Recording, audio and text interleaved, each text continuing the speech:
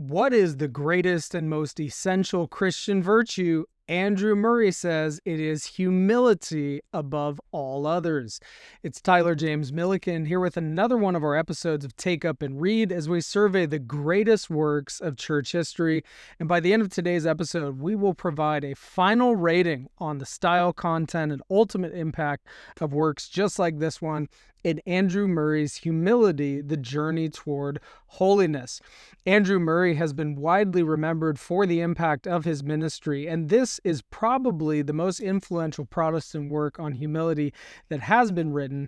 In this Journey Toward Holiness, Murray is exploring the virtue of humility and arguing for its central role in the life of the believer. So he asserts that humility is, in a sense, the foundation of all other virtues, because without humility, we cannot be filled with all the other fruits of the Spirit in the way that we should. Now, primarily, Murray is setting out to pursue the humility that is fitting for us as finite mortal creatures and arguing that our failure to grasp humility is standing in stark contrast to the radical humility of Christ, who, although he was above all, took the lowest position as the ultimate form of a servant.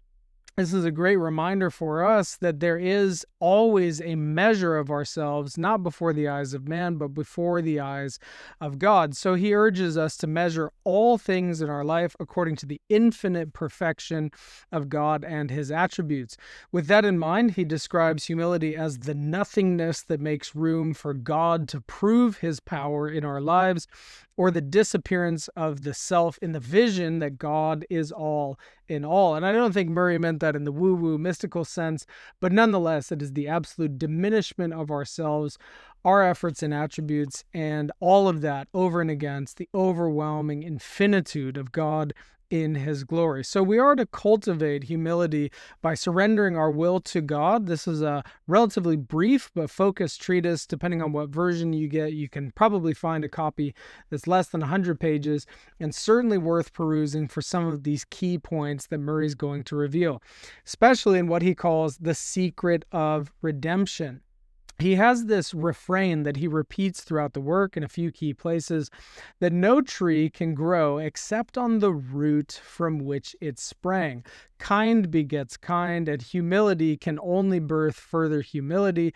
Pride comes before a fall. We must consider what kind of root on which we stand.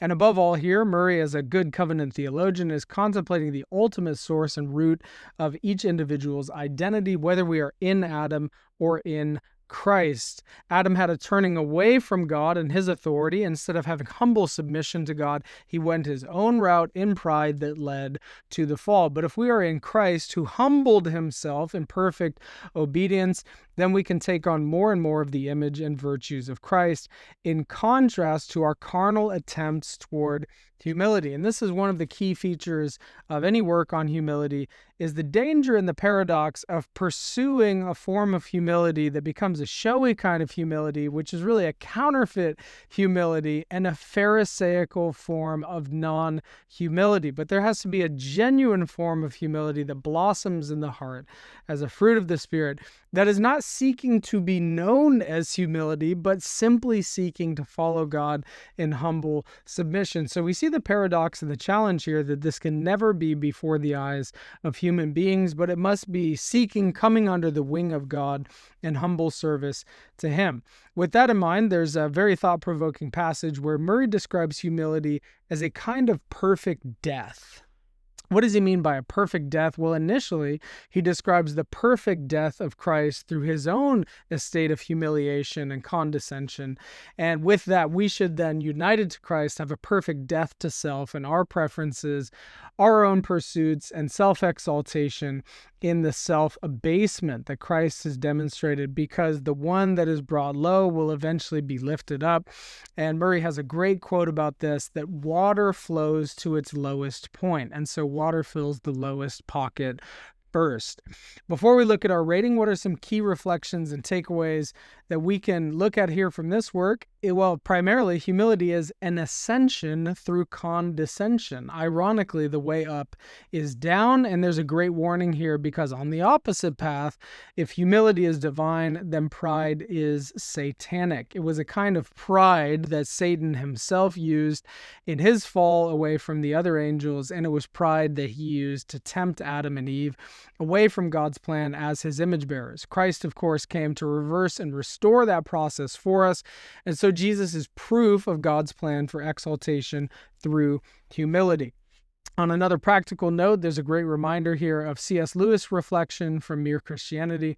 This is a good one to think of here in avoiding the counterfeit, showy form of false humility, is that humility is not thinking less of yourself as though it's this public flagellation. Oh, I'm not good at anything. Oh, God didn't give me any gifts or anything neat in my calling.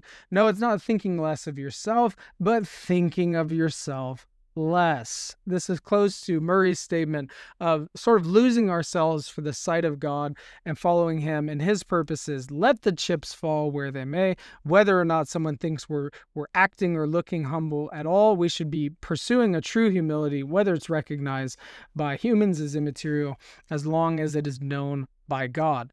Murray's work rests on a great biblical foundation with clear passages like Luke 18, everyone who exalts himself will be humbled, but he who humbles himself will be exalted. So humble yourselves in the presence of the Lord, and he will exalt you. And once again, 1 Peter 5, humble yourselves under the mighty hand of God, so that he may exalt you at the proper time. Turning now to our Take Up and Read Top 100 rating among all Christian classics. Where would Murray's work stack up? Well, we've selected this as it's certainly one of the leading works on humility, which is a key topic in theology and practical application.